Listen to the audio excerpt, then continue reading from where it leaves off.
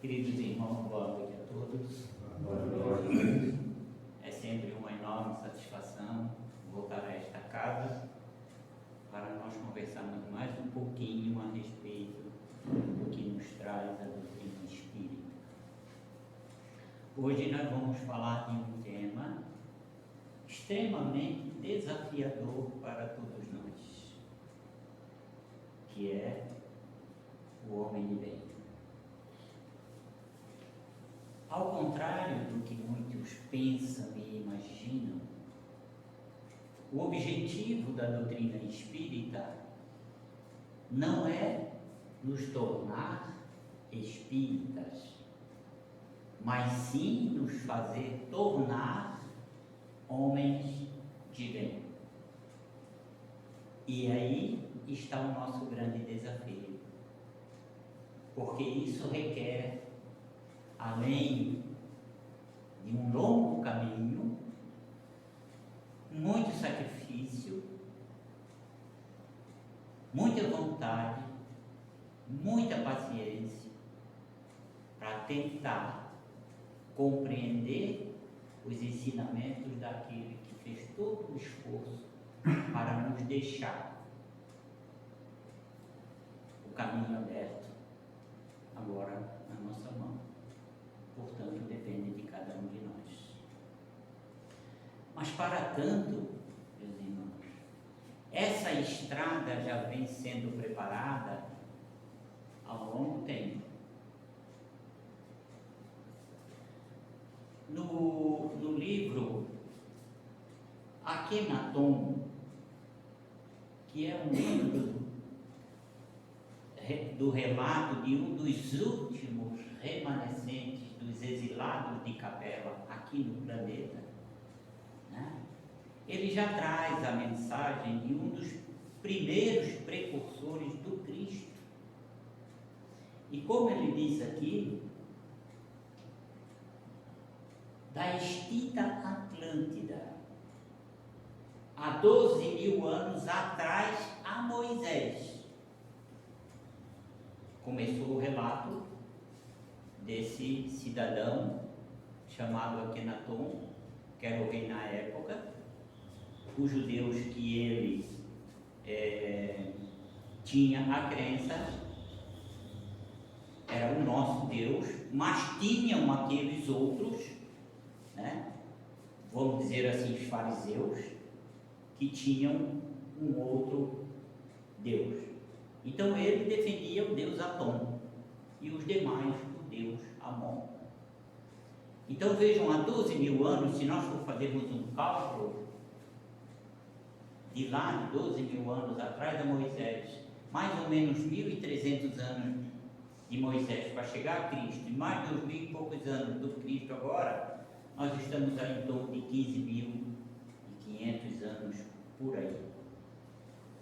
Então, depois dele veio Sócrates,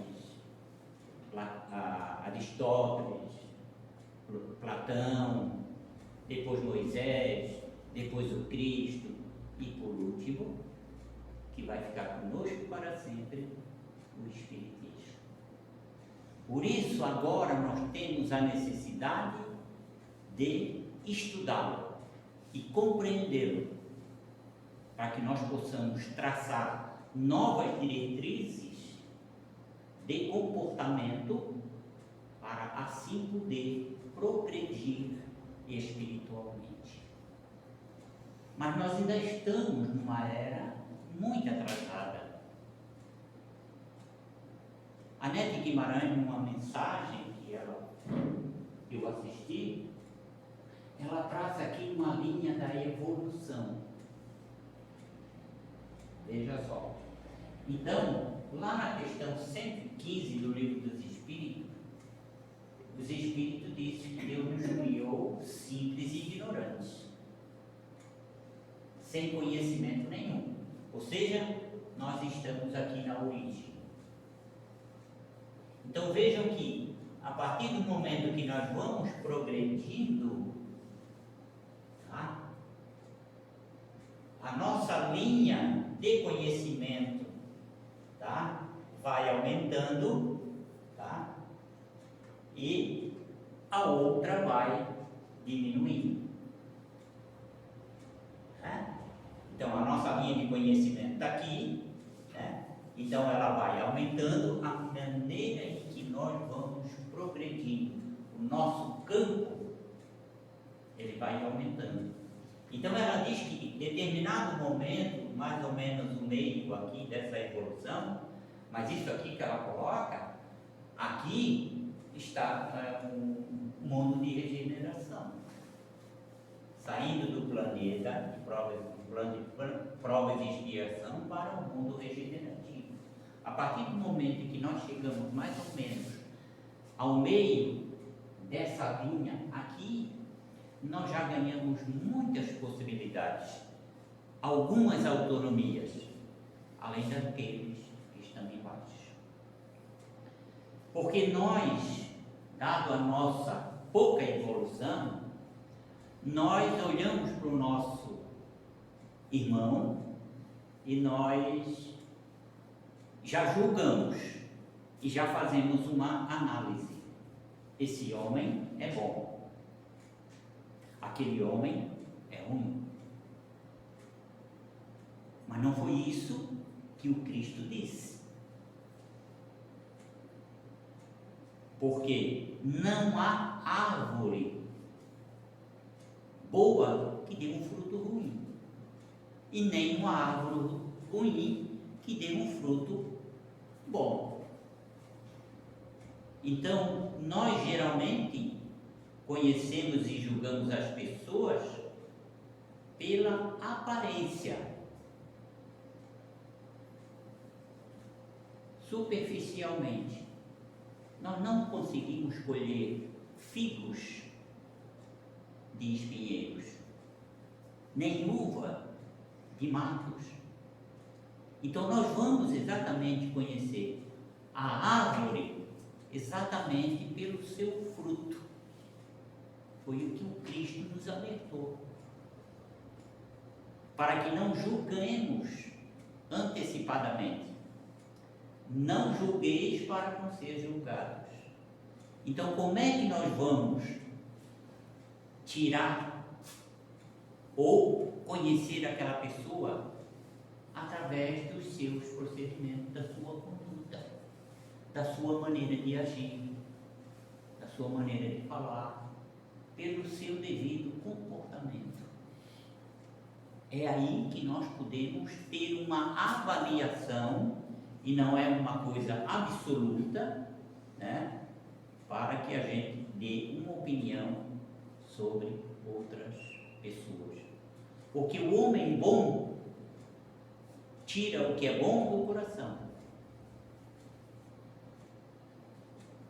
E lá nas anotações de Mateus, no capítulo 6, versículo 21, Jesus nos chama a atenção dizendo: porque aonde estiver o teu tesouro, aí também estará o vosso coração. Então vejam que nessa frase curta, mas profundamente filosófica, Jesus nos dá uma maneira infalível, uma forma infalível, para nós avaliarmos aonde estão depositados os nossos verdadeiros valores, porque é onde o nosso coração está empenhado. A boca fala o que sai do coração. Então nós não podemos avaliar as pessoas, olhar e dizer para ela, dela, aquilo que a gente pensa e que vemos superficialmente. Então, como disse, pela aparência exteriores, nós não conseguimos definir. Olhar para uma árvore, dizer, aquela árvore é boa. E o fruto? Será que é bom? A árvore pode ser bonita, pode ser atraente, mas de repente você pode pegar o fruto dela, comer e desencarnar. Então não é pela aparência, e sim pelo fruto. Ninguém que se consagre realmente à verdade dará testemunho de alguém pela aparência. O Cristo tinha essa capacidade de olhar para nós, mas ele não olhava para o corpo físico. Ele via o espírito, o perispírito. Ele tinha essa capacidade. Mas nós ainda estamos muito longe disso. Por isso a necessidade de estudar, de conhecer, de compreender. Porque não existe coisa sobrenatural. Não existe milagre. O Cristo não fez milagre. O Cristo fazia o quê? Ele olhava o perispírito das pessoas com aqueles problemas, com toda a energia e bondade e amor que ele empregava naquele cidadão, ele redirecionava a pessoa para um outro caminho.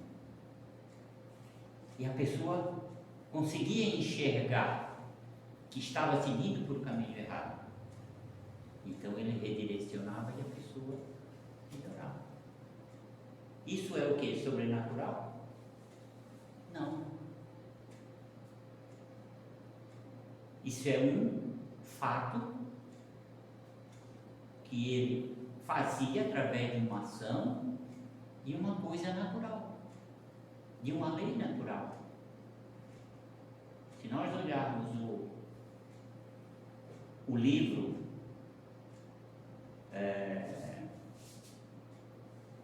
o último livro, não, o Céu e o Inferno, um pouquinho antes do Céu e Inferno. Não, são 5 livros. A Gênese. A Gênese, é fugir da palavra. Lá está muito bem explicado como se opera essas coisas, para que a gente tire da nossa mente essas coisas de sobrenatural. Então, o verdadeiro homem de bem é o que pratica a lei de justiça, amor e caridade. Mas praticar isso, meus irmãos, não é fácil. Mas no próprio livro primeiro da doutrina, Santo Agostinho nos dá uma forma de como nós devemos proceder. Avaliar o que a gente fez durante cada dia, os nossos procedimentos, sobre o que nós praticamos, para a gente avaliar se a gente violou a lei, se não fez o mal, mas acima de tudo, se fez todo o bem que poderia ter sido feito. Porque quando nós vamos lá, no Céu e Inferno, no capítulo 7, encontramos lá o Código Penal da Vida Futura. No artigo 6º, ele trata dessa questão. Porque muitos de nós dizem, eu não faço mal para ninguém. A pergunta é, ok, ótimo. Mas faz o bem? Não. Então já está fazendo mal. Porque o propósito é fazer o bem. Se você deixa de fazer aquilo que é o propósito, que é o essencial, está fazendo mal. Então nós temos que avaliar se de tudo que a gente praticou no dia, se tem alguém que tem alguma reclamação de nós. Exatamente isso que Santo Agostinho fazia diariamente. Aí está um grande sacrifício, porque nós não temos o hábito de fazer isso ainda. Mas esse é o caminho. Ou seja, nós temos que avaliar se fez aos outros, se nós fizemos aos outros, tudo aquilo que nós gostaríamos que o outro nos fizesse. Jesus reúne nesse mandamento quase toda a doutrina dele. Esse é o norte. Quando eu avalio a minha ação e vejo que se eu estivesse do outro lado, eu não gostaria do que vou encontrar, receber, eu daqui para lá eu não vou encaminhar. Então, Jesus nos chama a atenção disso. Então, nós temos que submeter todas as nossas ações ao controle da caridade, para que a nossa consciência vai nos dizer. Diante disso, nós só vamos conseguir evitar que façamos o mal, como também vai nos levar a praticar o bem. Ou seja, nós vamos deixar de praticar aquilo que não devemos e vamos começar a criar o hábito de fazer aquilo que é o nosso propósito. Fazer o bem. Agora, é preciso ter vontade, porque sem vontade nós não alcançaremos esse propósito. Se nós indagarmos ainda hoje quanto à solução dos problemas que nos afligem na nossa atualidade, a resposta principal ainda é aquela que ele nos trouxe há mais de 2000 anos. Caridade uns para com os outros. Você veja como o desafio é grande, né? Porque o Cristo colocou as regras de uma forma que nós estamos muito atrasados, é muito difícil assimilar isso. Mas se nós não praticarmos, meus irmãos, a gente não alcança. Ninguém chega ao topo da escolaridade sem passar pelos primeiros graus. Então nós temos que começar pelo começo. E o começo é da doutrina espírita, é o Livro dos Espíritos, que é um livro inquisitivo. Ele pergunta e ele te dá a resposta. E depois as outras obras vêm complementar cada parte do Livro dos Espíritos. E a caridade, ela se expressa, na verdade, como Cristo já nos disse: bondade, indulgência e perdão. Tem muita gente que diz, às vezes eu dizia que o mais difícil aí é o perdão. Não.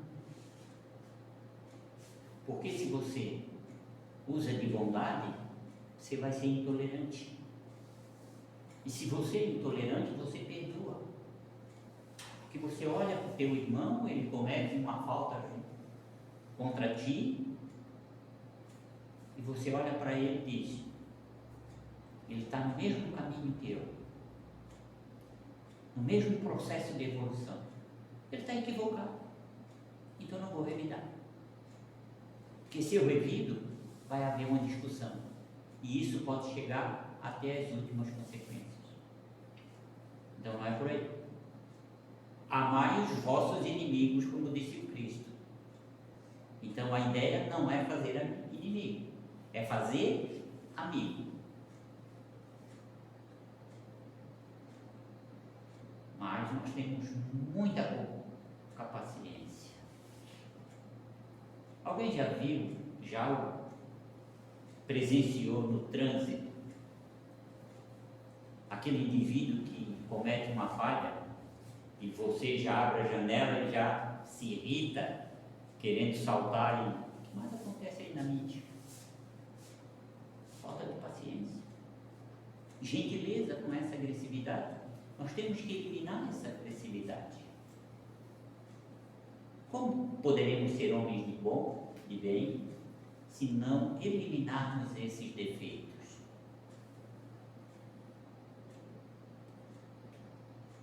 Nesse sentido aí, Haroldo Dutra diz que um dia estava dirigindo, levando o filho para a escola, quando alguém simplesmente chegou, fechou o carro dele e quase bateu. Nesse momento, diz ele que todo o passado espiritual dele veio à tona. E ele já abriu o vidro do carro para... Aí nisso o filho dele olhou e disse: está nervoso, papai? Ele olhou para ele e disse, só balançou a cabeça. Aí rapidamente ele fechou o vidro e o filho dele disse assim: já pensou, papai, se ele é um daqueles que assiste as tuas palestras, se escuta ou ouve os teus vídeos? Aí ele se deu conta como é bom ter, né, um segurança, um fiscal em casa. E isso acontece todo dia no trânsito, principalmente. A maior caridade que nós podemos fazer é a caridade espiritual. Porque é muito fácil fazer caridade material. Eu vou ali, trabalho, ganho dinheirinho, tá, vou lá, compro alguma coisa, é muito fácil. Mas você se doar àquele que precisa, aquele que está desiludido, por exemplo, essa é a melhor caridade.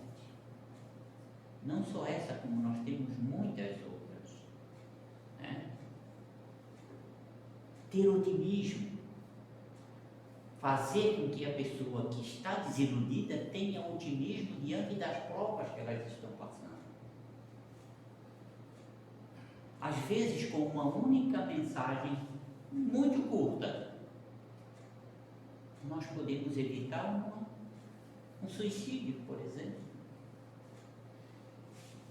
ou um outro caso que seja grave também. Com uma única mensagem, uma palavra, ou um olhar, um abraço, ou ceder o ouvido para escutar o outro. São as melhores caridades que nós podemos fazer para aqueles que necessitam do nosso apoio. É como Cristo disse: amai os vossos inimigos. Então, levar bênçãos, orações para aqueles que nos amaldiçoam, que não são pessoas que têm um bom sentimento por nós.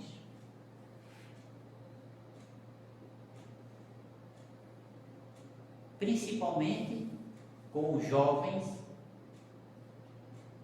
porque é um período bastante importante, né? Que deve ser desde a infância, aqueles jovens que estão a experiência física, fazê-los compreender o caminho da bondade, da gentileza, da paciência.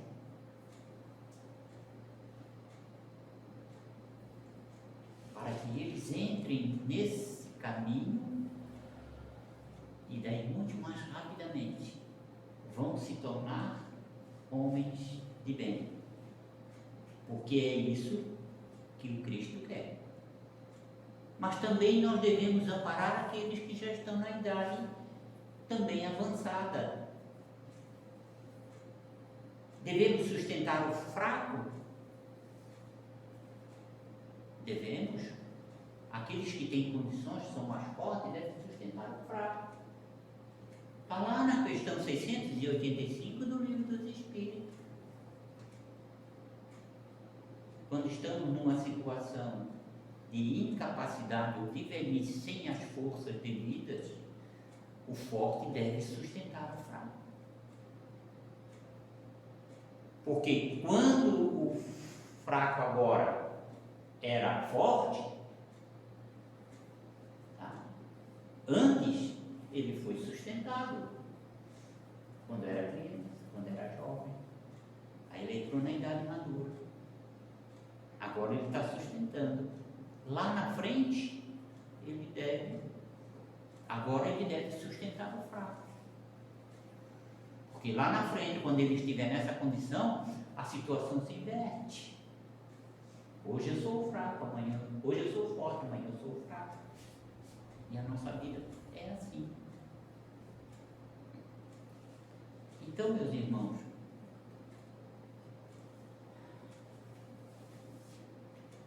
nós temos aqui um roteiro que são algumas características do homem de bem.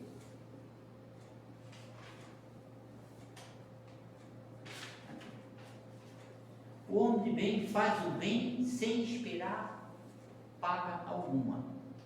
Ele não faz aquilo esperando um outro benefício daquele que recebe, porque senão não é caridade.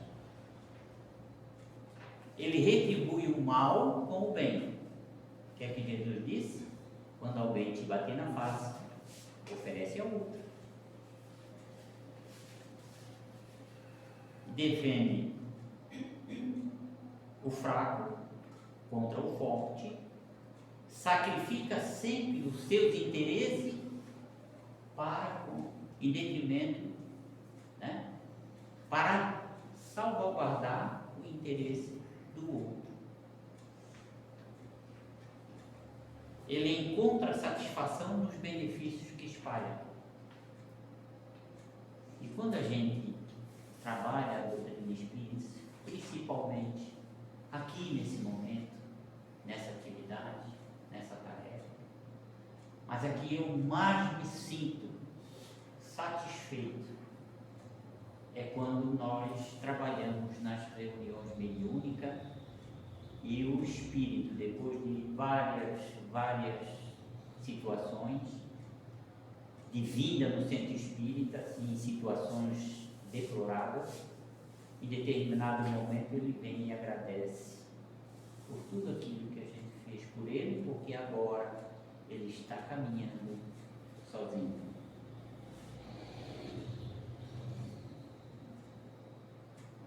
Me arrepio porque parece que tem algum aqui me agradecendo por isso. E isso já aconteceu bastante vezes lá no André Luiz, principalmente. Seu primeiro impulso é pensar nos outros. Isso não significa que nós não devemos pensar em nós, porque nós costumamos fazer caridade para o outro, mas a caridade essencial nós deixamos para trás. A caridade essencial é a caridade que nós fazemos para nós mesmos. Nós trabalhamos, voltamos para casa e tomamos um banho do corpo. Mas quem de nós dá um banho todo dia no espírito? É difícil, porque nós só lembramos do corpo, porque ainda estamos muito próximo do início, da origem. A partir do momento que nós chegar em determinado momento aqui, nós vamos pensar mais no espírito do que no corpo.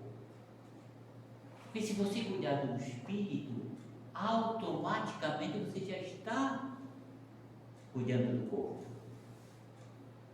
Posso passar um pouquinho?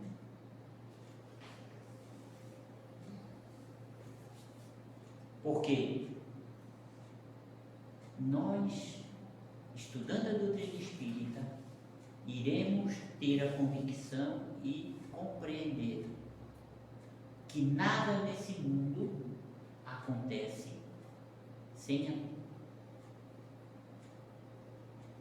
a autoridade divina, sem a permissão dele. Então, o Cristo veio e disse que a nossa felicidade não tem nenhuma relação com bens materiais. E daí nós vamos começar a compreender que nós temos que dar importância aos bens espirituais espirituais e, em segundo plano, os bens materiais.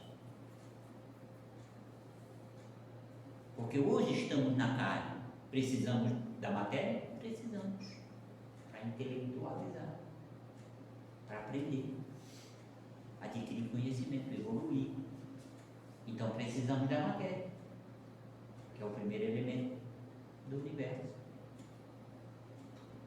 Está lá no livro dos Espíritos.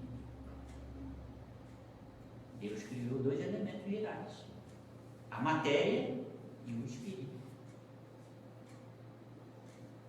Então nós precisamos dela.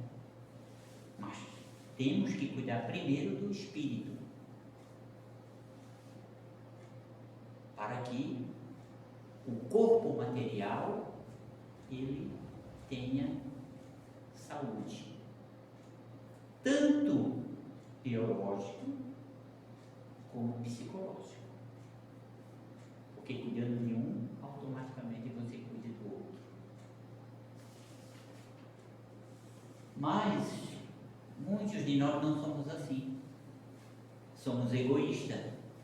E o egoísta calcula os proventos e as perdas decorrentes de toda a sua ação generosa. E pensa que está fazendo caridade.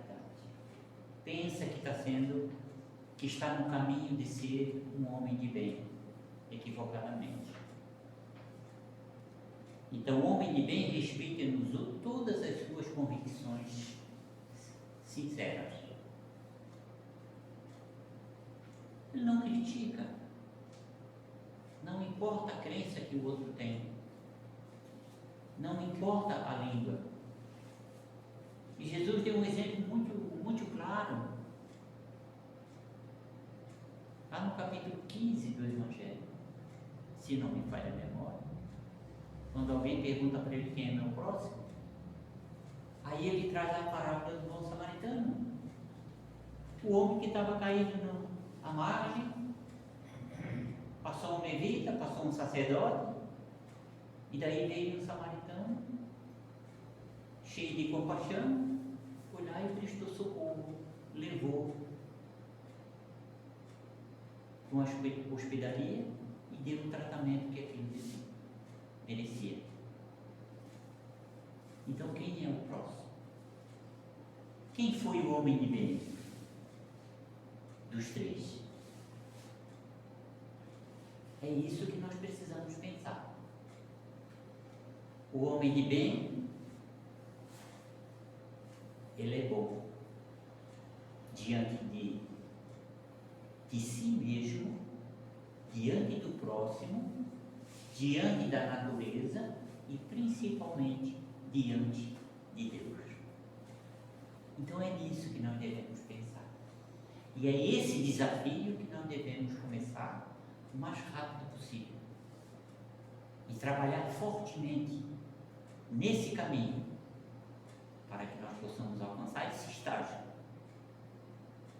Sabemos que o caminho é longo, mas tem que ser algo perseverante. É isso que o Cristo espera de nós. E assim eu encerro a mensagem da noite de hoje, esperando ter contribuído pelo menos alguma coisa, e que nós possamos sair daqui e utilizar essas questões, essas situações, esses requisitos, esses elementos para trabalhar nesse caminho que nos leva a ser homens de bem. Assim eu agradeço a Deus, nosso Pai, ao nosso Mestre Jesus, aos nossos benfeitores amigos que aqui estão nos assistindo. Quero agradecer a casa mais uma vez do fundo do meu coração. Toda vez que for solicitado, eu aqui estarei. E a todos que tiveram uma paciência, meu muito obrigado. Uma boa noite.